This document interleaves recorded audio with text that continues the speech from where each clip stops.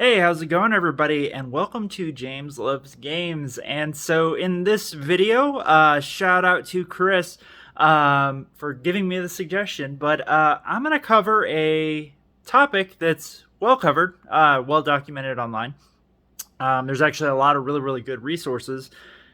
3D printing. So, a few more shout outs for this one. So, shout out to Alex for helping me out with this. Shout out to Mike for helping me out with this as well. Brian, lots and lots of folks. I've been reaching out to tons of people, asking lots of things as I dove into this. And also a shout out to the wife for giving me my 3D printer as an early birthday / Christmas gift. So, but in this video, we're going to cover what you need to 3D print. Some of the things that I have found in my many journeys with 3D printing so far. Mistakes that a newbie makes, things that, I found that I've had to end up buying extra that I was not tracking on, stuff like that. So without further ado, we're going to jump on into equipment. Now, note, this video is probably going to be filmed over a few days because, I'm kind of spontaneously filming this. So I might end up changing uniforms and shaved and haircut and stuff. But that being said, let's go ahead and dive on into this. All right, folks, welcome to my 3D printing station. And so, as y'all can see, it is near the back door of my apartment. And it is a one-bedroom apartment, right? So the biggest thing here is you want to be able to place your 3D printer, and I bought the cleaning station as well, somewhere that is well ventilated. Now, one thing, my initial error when I started 3D printing was the type of resin. So over here, I actually have two types of resin. I have ABS resin right here, and then I have photosensitive water washable resin. Now, different types of resins actually will put out different amounts of fumes, and I did not know this when I started. Alex actually told me to get ABS like resin, and I got it, and it is incredibly smelly. It was atrocious, as a matter of fact. It smelled like burnt plastic in my apartment, because again, it is a one-bedroom apartment. So I actually had it set up in my bathroom running, and I could still smell it out in the living room. So number one thing to learn is what type of resin do you want to use? So actually this water washable resin is actually very it still smells a little bit, but not nearly as strongly, and different resins actually have different applications. So the ABS like resin is actually a hell of a lot harder. So as you guys can see, I printed some stuff out over there, a lot harder than this water washable resin. But for my uses, making models and making bits, this works perfectly fine for my application. So knowing what type of resin you need to do, and you can do a lot of research online, figure all that stuff out. So that was the first thing I learned, is the type of resin you want. Now, as important as the resin is what type of setup you get. So I actually have the Mars 2 Pro, and I picked up the cleaning / curing station on the suggestion of my friends. Now, you don't have to get the curing station, cleaning / curing. It makes it a hell of a lot easier to do. There's a lot of videos out there on like easy ways to clean your models. So basically, once your model finishes, you have to clean it, and then they recommend that you cure it with a UV light. So you can get UV flashlights, you can get all sorts of stuff. But the cool thing about this station, so it actually comes with a container for the alcohol and like a little arm. So you can actually take the print right out of there, hook it to the arm, and put it right in the container, and it'll actually do like vortex action to clean the model off with alcohol. Now, water washable resin, you don't have to use alcohol. You can actually, I could fill this with water and actually technically wash it with this. ABS and other types of resin, you have to use some sort of alcohol.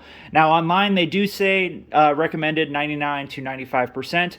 I'm going to tell you guys 100%. I went to Walmart, bought tons of the $3 bottles of the 91% alcohol, and it works perfectly fine. 100% perfectly fine. You just need to wash it a little longer than you would with 95 or 99% alcohol. Now, you do want to keep a lot of alcohol on hand when you're doing 3D printing, because there will be mistakes. You'll spill resin on stuff and whatever, and you want to actually use alcohol to clean it up. So yeah, the curing station, I was just going to kind of show. So you can get a UV light, or you can get a to cure your models. But the cool thing about this thing is you can like set the time, so you can actually swap between cleaning or curing. And then when you turn it on, your UV lights come on, it'll spin around so you guys can actually see some resin down in there, and it will cure your models. The cool thing is this is also very helpful for again, you will be making mistakes. Resin will get on things that you didn't want it to get on, and a good way to clean those things, so examples like the tray out of there, you can put it in your cure machine. It'll cure the resin on it to make it a lot easier to get it off. Now resin is very, very, very toxic, so you don't want to touch it with bare hands. So beyond getting your printer, beyond getting whatever setup you need to clean, you need to have safety equipment. So initially, I was like, oh yeah, you know, I can wear a mask, I can wear gloves. Well, I guess we'll come over here. Coming into my kitchen.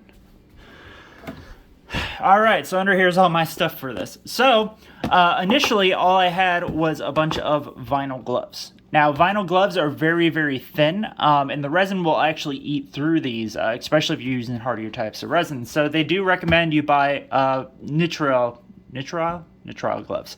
So buying a box of these is definitely incredibly important. You can get them really anywhere. You know, they're basically doctor's gloves. So, you know, if you work at a hospital or whatever, and you can snipe a pair, you know, snipe a box. Now, obviously, you're going to be disposing of them, so I like to actually wear the gloves unless I get anything like completely spilled on them. But I'll actually sit there with the gloves on and like wait, like when I'm washing and carrying stuff. That way, I'm not swapping in and out, unless obviously I get a lot on me. Now, here's the bottles of alcohol. So again, 91% equate alcohol. You can get this at Target or Walmart. Works perfectly fine. Other things that I found out, so this is actually an oil pan from Harbor Freight. I don't know what you guys have in the UK or overseas. And then I also bought some funnels. So this is incredibly important, is to have a, this is like a Tupperware that I just use. So another thing that you really want is a place to actually clean off your equipment, right?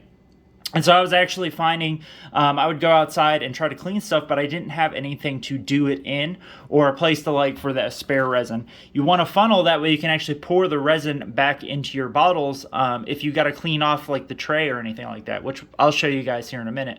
I'll show you the tray, that way you have an idea.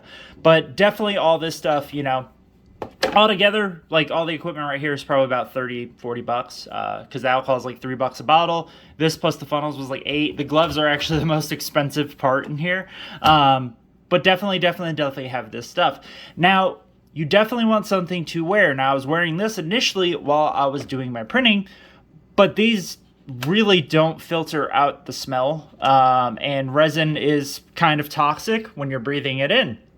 So I actually got a couple solutions to this, and definitely something that I would recommend that regardless of the type of resin that you're using, that you look into. So number one, a respirator. Now this one I got on Amazon for 20 bucks. It did come with the filters and everything, and it actually has spare pads.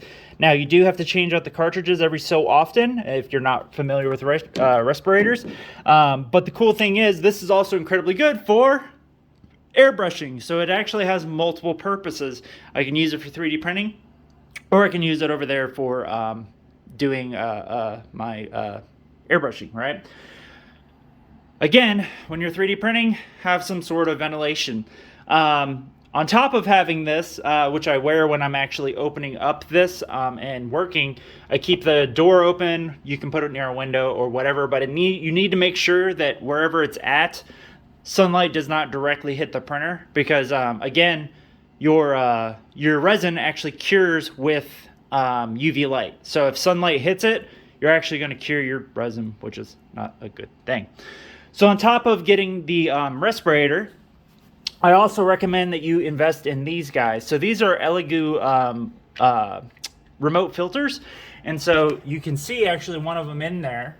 And so what these are is they're like little charcoal filters in the top of these, and I'll turn this one on. Can you guys hear it?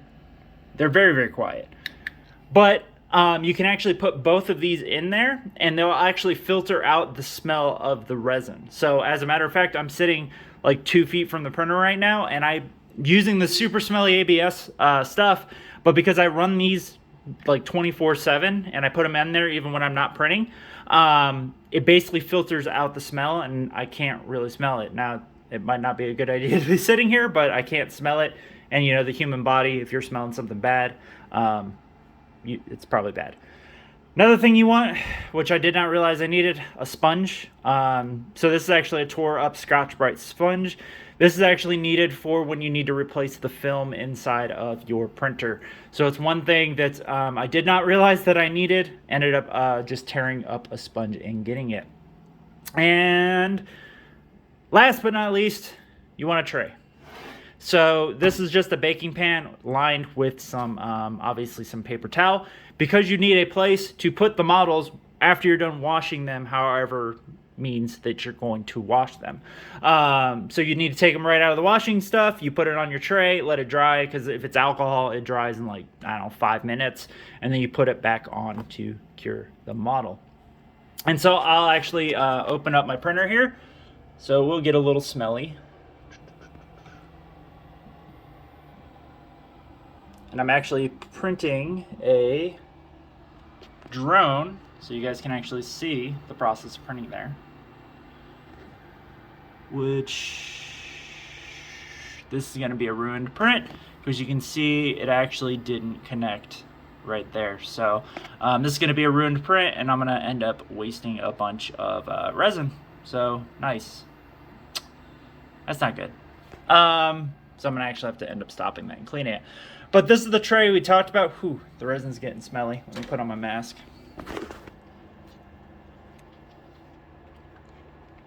Oh.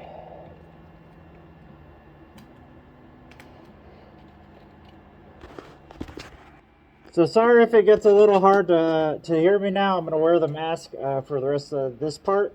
You know, again, you want to make sure that you're being safe and obviously opening it up. That was a dum-dum. But as you guys can see, it's printing out. I'm going to have a failed print here.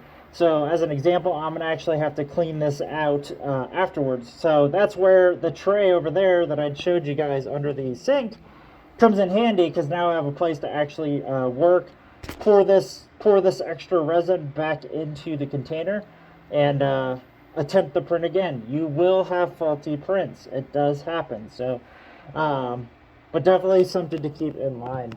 Whew, that is smelly. So I'm actually going to stop this because the print has failed. Confirm.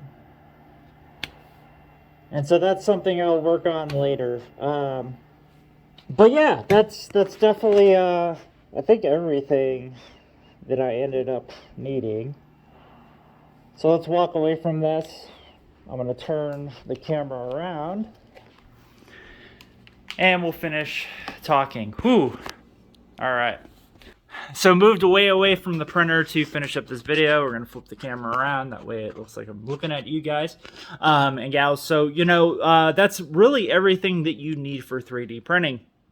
Now, things that I've learned so far in my 3D printing. So safety equipment is very important. A lot of these things that I ended up buying ended up being on the tail end. I literally just picked up the 3D printer and some resin and went at it and did not realize the other things that I needed. So just realize when you're getting into 3D printing, the investment is not just the printer. There's actually a lot more stuff that I would highly recommend, you know, respirators, stuff like that, on buying, you know what I mean? And that was definitely a learning experience for me.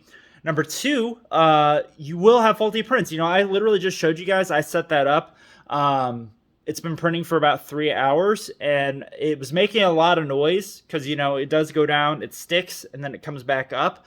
And I figured it was just because it was really chunky what it was actually picking up. Well, obviously, it was so chunky that it actually stuck to the bed, and now I have a failed print. So that's going to require me to do a lot of cleanup. I need to empty the resin out. I need to clean the tray. I need to scrape it. I need to do all these things.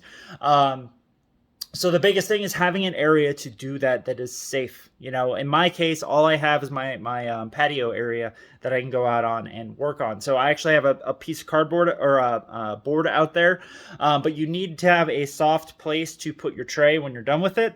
So one thing I learned is don't sit the tray on anything sharp or anything that's possibly dirty, because you'll contaminate the tray. So in my case, I have the flat baking tray that I actually use for drying. I actually take that outside and I can put the tray on top of it, and then obviously throw away all the stuff.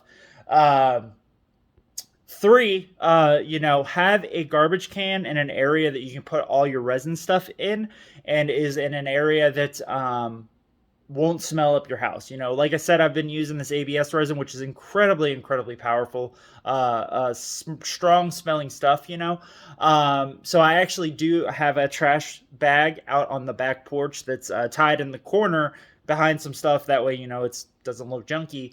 But that's where all my resin stuff goes, the gloves or whatever. So that way, if any resin's on anything and that smell, it'll cure outside, and it's not going to bother me or my neighbors or anybody like that, because I don't want this stuff to go up in the ducting and go into other people's apartments or anything. So by having it by the back door, it's just going to go out into the open, and that's that.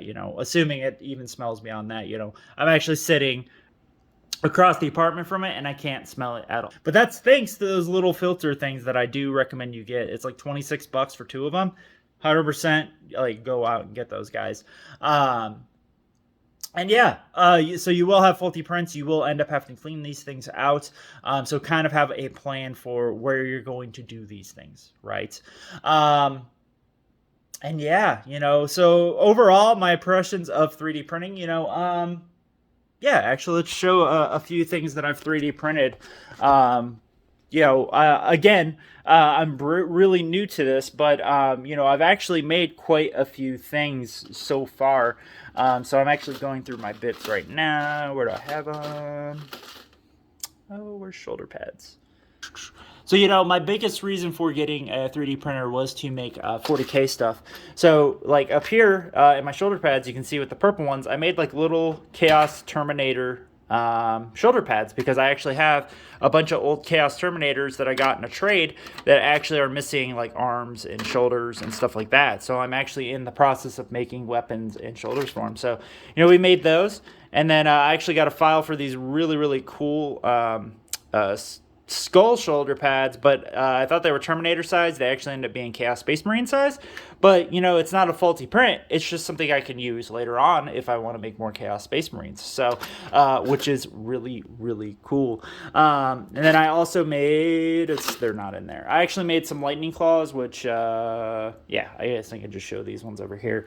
So as you guys can see, I made a ton of lightning claws right here for those Terminators that I just showed you guys. So you can see the quality of the prints is really nice. You have to print with these little spars. That way, the model actually will build. I did learn the hard way. I took spars off. And then I also made these Terminator skull shoulder pads after those other ones. So I scaled these up because you get a really cool program and you can build and make whatever. So I now have basically shoulder pads to make 10 new Terminators, which is really cool. And then I also made this for my wife, and my daughter. So these are actually bat flakes. So they're like little Christmas ornaments that you can just tie a string to, and you have these bat snowflakes, which are really, really cool. And I used the blue resin because I thought it was pretty, really, really pretty. And yeah, so you guys can see a bunch of the stuff that I've made. So overall, I'm really impressed with 3D printing. I definitely recommend it as a hobby. It does have a very, very steep upfront cost, altogether, between the resin, buying the curing, and the station. I'm about $500 in. For us hobbyists, that's not that bad. Once you initially do the upfront cost, I've got all the equipment now. I've got all the safety stuff. It's really just buying resin and alcohol, and then occasional parts for the printer. If like the plate goes bad, or you need to buy more film for the little print tray, stuff like that. Then obviously you'd have to fork those things out. But that's $50 here, $50 there, and the amount of things that I'm going to print with this. I'm actually in the middle of printing a drone for something. Y'all can guess, but the amount of money that you'll save, and then also the customizability. A lot of people love their chapters, for whether it be I'm talking mainly 40K, because that's what I'm really known for, but just the amount of stuff that you can make out of this, you know what I mean? So it's just really really good. Really good. So I definitely recommend getting into 3D printing. And hopefully this video will help some folks out in, your journey to doing 3D printing, and, learning from my failures and my faults. Definitely was a learning curve. I'm not going to really show like how to disassemble stuff or any of that. There's tons of videos out there, really, really good videos. And even setting up the printers, I definitely recommend, I followed the book that it comes with. The book is actually wrong. So, find a video online and listen to them, because the book actually was wrong, and I actually was having a lot of trouble getting going with printing, and I didn't realize the book itself was wrong. So yeah, definitely I got another thing I had to learn. But yeah, guys, I definitely recommend 3D printing. It is a blast. I've been 3D printing straight for 2 days now. Basically once I wake up, I set a print, let it go, and then I carry on with my day, painting or whatever, and then slowly making a print farm. But it's excellent. It's great, guys. So anyways, if you guys enjoyed this, please like, subscribe, share. Again, thank you, Chris. Thanks, Alex. Thanks, Brian. Thanks, Mike, and everybody else who's helped me with my 3D printing journey to get to this point. I'm still learning more and more every single day, but hopefully this is a good starting point for most of y'all to at least get started. So, and again, there are cheaper ways to do things than I did. Example, I bought the Cure and a wash station, but with a UV flashlight and like a mason jar and like one of the dippy things. That's what Brian uses. For $15, $20, you can do the same thing as that. It's just a lot more manual labor, but anyways, I'll see you guys in the next video here at James Loves Games, and yeah, have a great day.